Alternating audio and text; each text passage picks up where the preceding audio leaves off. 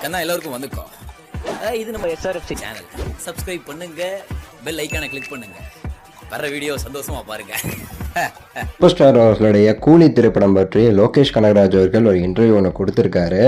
So அதில் அவ்வளோ விஷயங்கள் வந்து ஷேர் பண்ணியிருக்காருங்க. அது எல்லாமே இந்த வீடியோவில் நம்ம வந்து டீட்டெயிலாக பேச போகிறோம். லைக் பண்ணி ஷேர் பண்ணி சப்ஸ்கிரைப் பண்ணுங்கள். லைக் பண்ணோன்னே கீழே ஹைப்னு ஒரு ஆப்ஷன் வரும், அதையும் கிளிக் பண்ணி சேனலுக்கு வந்து சப்போர்ட் பண்ணுங்கள். சூப்பர் ஸ்டார் அவர்களுடைய இந்த கூலி திரைப்படம் பற்றி லோகேஷ் அவர்கள் நிறைய விஷயங்கள் சொல்லியிருக்காரு. அதில் முக்கியமாக சில விஷயங்கள் மட்டும் நம்ம இந்த வீடியோவில் நம்ம வந்து பார்க்க போகிறோம். ஏன்னா அவர் வந்து கிட்டத்தட்ட 1 மணி நேரத்துக்கு வந்து பேசியிருக்காரு. அதை பார்ட் 1 வேறு ரிலீஸ் பண்ணியிருக்காங்க கலாட்டால.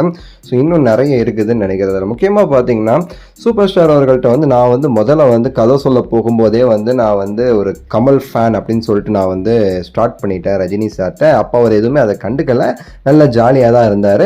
ஆனால் எல்லாம் முடிஞ்சு இப்போ ரீசெண்டாக டப்பிங்கில் வந்து பார்த்துட்டு என்னோட அசிஸ்டன்ட் டைரக்டர்கிட்ட வந்து சொல்லியிருக்காரு, இவர் வந்து என்கிட்ட கதை சொல்லும்போதே நான் பெரிய கமல் ஃபேன் சொல்லி தான் என்கிட்ட வந்து கதையே சொல்ல ஆரம்பித்தார். உங்களை வந்து நான் வந்து ஆடியோ லான்ச்சில் வச்சுக்கிறேன் அப்படின்னு சொல்லிட்டு வந்து தலைவர் சொன்னார் அப்படின்னு சொல்லியிருப்பார். இது நமக்கு கிளீனாக தெரியுதுன்னா ஆடியோ லான்ச்சில் வச்சு செய்ய போகிறாரு லோகேஷ் அவர்களை. நம்ம தலைவர் வந்து எப்படி வந்து நெல்சனை கலாய்ச்சி தள்ளினாரோ அதே மாதிரி வந்து லோகேஷ் அவர்களே ஏதோ பண்ண போகிறாருன்னு சொல்லிட்டு நமக்கு வந்து கிளீனாக புரியுதுங்க.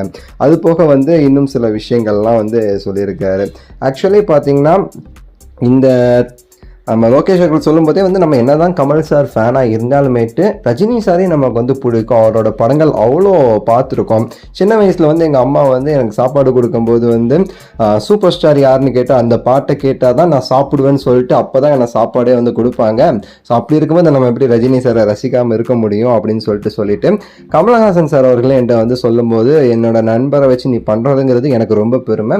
நல்லபடியாக ஒரு சூப்பர் படத்தை தலைவர் வச்சு பண்ணிவிட்டு என் கூட திரும்ப வந்து சேரு அப்படின்னு சொன்னதா வந்து சொல்லியிருப்பாரு.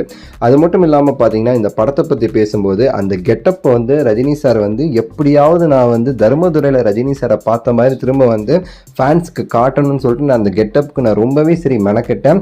கீழே உட்காந்து கொஞ்சம் கொஞ்சமாக அதை எடிட் பண்ணி எப்படி வந்து அந்த ஹேர் ஸ்டைலை வச்சா தர்மதுரையில் உள்ள அந்த ஸ்டைல் வரும்னு சொல்லிட்டு நான் ரொம்ப மெனக்கெட்டு அதை வந்து நான் பண்ணியிருக்கேன் அப்படின்னு சொல்லிட்டுமே சரி நம்ம லோகேஷ் அவர்கள் வந்து சொல்கிறாரு.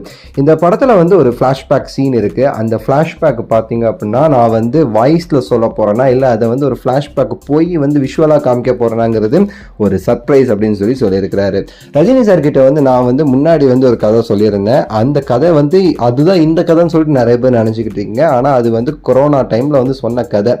அது வந்து இந்த கதை கிடையாது. அது ஃபுல் அண்ட் ஃபுல்லாகவே சரி ஒரு நெகட்டிவ் கதை. ரஜினி சார் அதில் வில்லை, அதுக்கான ஹீரோவை நான் இனிமேல் தான் தேடணும்.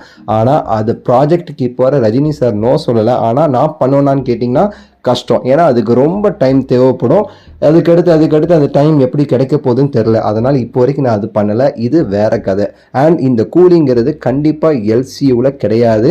இது வந்து ஒரு ஸ்டாண்டலோன் ஃபிலிம். இது ஸ்டாண்டலோன் ஃபிலிமாக தான் இருந்தே ஆகணும் அப்படின்னு சொல்லியிருக்கிறாரு. சூப்பர் ஸ்டார் அவர்களோட இந்த கூலி படத்தில் கமலஹாசன் அவர்கள் இருக்கிறதா சில பேர் உருட்டி விட்டாங்க. அதை வச்சு பார்க்கும்போது நம்ம லோகேஷ் அவர்கள் சொல்கிறது என்னென்னா கமலஹாசன் அவர்கள் இந்த படத்துக்கு சூட் ஆக மாட்டார்.